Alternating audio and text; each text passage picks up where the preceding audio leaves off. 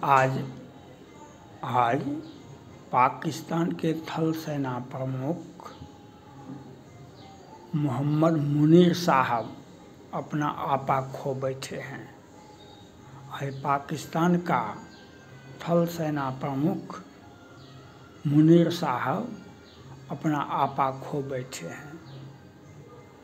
उन्हें भारत जो कुछ थोड़ा बहुत परीक्षण करता रहता है उस पर वह धमकी देते हैं। हम जितना भी भारत में गोला बारूद का भंडारण है हम उसको टारगेट करने के लिए धमकी दे रहे हैं कि हम सबको बर्बाद कर देंगे। थल सेना प्रमुख पाकिस्तान के मुनीर साहब को आपको बधाई हो। आपके पूर्व मंत्री आपकी सरकार के पूर्व मंत्री थे, वे तो 250 ग्राम का बम लेकर के बैठे थे। बाग में चिड़िया नहीं चहकेगी। हमारे पाकिस्तान की तरफ अगर गंदी आँखों से देखा तो हम आपकी आँखें निकाल लेंगे। हम भारत के में बाग में चिड़िया नहीं चहकेगी, फूल नहीं खिलेंगे। यह बात तो हम मंत्री जी का बयान सुन रहे थे बहुत पहले। और 250 ग्राम मंदिर में घंटियाँ नहीं बजेगी। तो मुनीर साहब आप पढ़े लिखे हैं, आप कमीशन फेस करके आए हैं, तो आपको तो ज्ञान होना चाहिए। आपके चाचा, आपके खास चाचा चाइना का क्या हासिल हमने किया। आपके खास चाचा जिसके बल पर आप चलते हैं, जिनके बल पर आप दुनिया को देखते हैं, आपके पास में तो चश्मा भी नहीं है, आपके पास में तो ज़मीन भी नहीं है, आपके पास में तो आकाश भी नहीं है, आपके पास में तो हवाई अड्डा भी नहीं है। सब कुछ तो बिक गया, बलूचिस्तान बिक गया। सी पैक के बहाने पीओके कैप्चर कर लिया है चाइना ने, और अक्साई चीन तो कैप्चर किया है। तो आपके पास में है क्या? और आपके चाचा चीन को हमने डोकलाम में, गलवान में और तवांग में दिखा दिया था। कुछ बाकी है तो अब वह चाइना हमसे दोस्ती के लिए बेचैनी है। हैमसंग जंगसंग पर वह पेट्रोलिंग के लिए रूस की मध्यस्थता में भारत से दोस्ती करता है कि हम वार्ता करेंगे, हम व्यापार करेंगे। तो आपके चाचा चीन को हम जब इस प्रकार से, जो आपके चाचा हैं, पाकिस्तान का हर शहर पर चीन का कब्जा है। पाकिस्तान का ज़मीन, हवाई अड्डा, बलूचिस्तान, लाहौर, क्या इस्लामाबाद भी, वहाँ की सरकारें भी चीन के पैसा पर चलती है। उसको जो सुपर पावर कहलाता है, जो G17 आपका, आप जो धमकी दे रहे हैं हमें पास में गोला बारूद, वह बम फेंकने के लिए आपने 30 किलोमीटर लंबी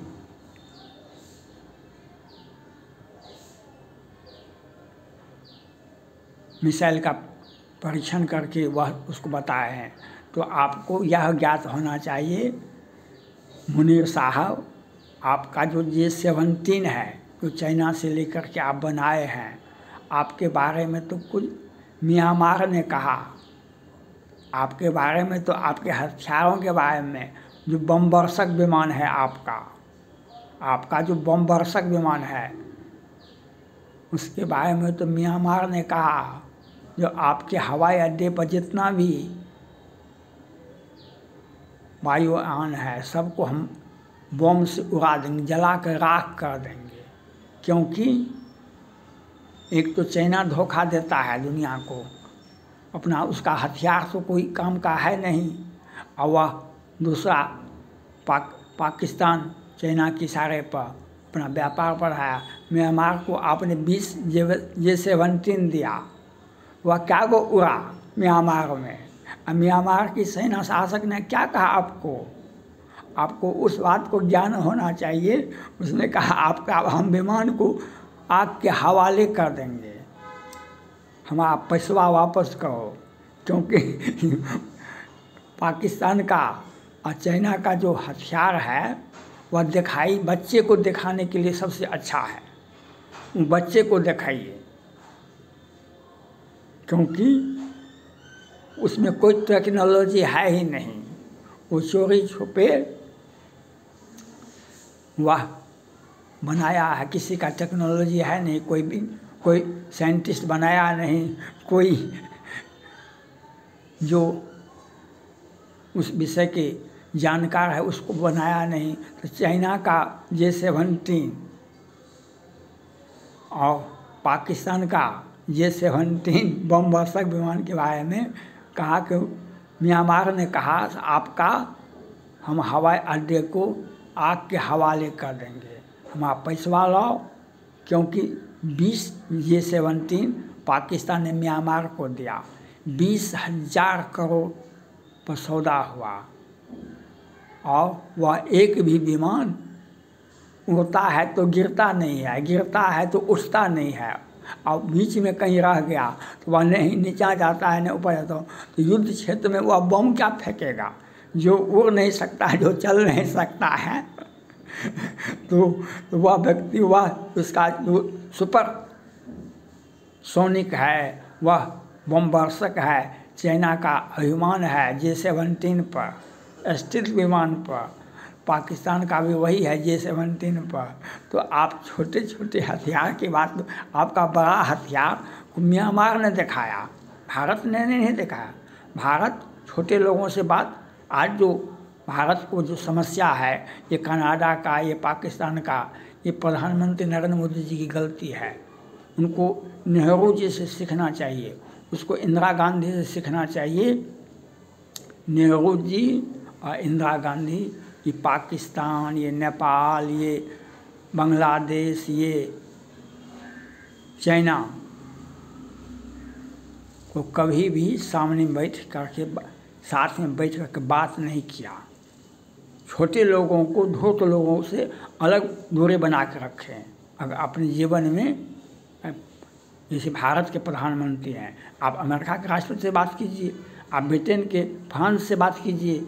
कि छोटे छोटे गंदे लोगों के साथ अगर आपने, आज कनाडा हमको क्यों समझाता है, क्यों इतना बोलता है, G-17 में उनसे बुला लिया गया।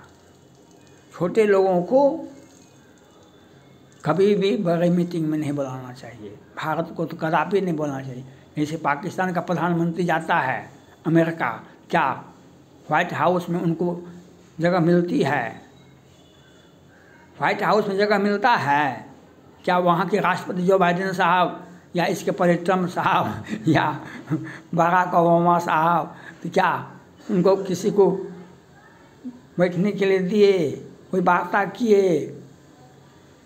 तो आपका महत्व है, इसलिए आपको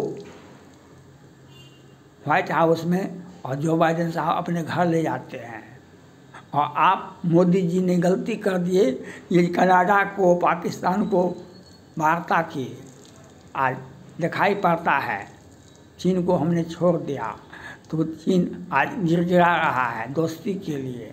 हमने ऐसा सबक सिखा दिया जो विस्तारवादी नीति उसका हवा बन गया।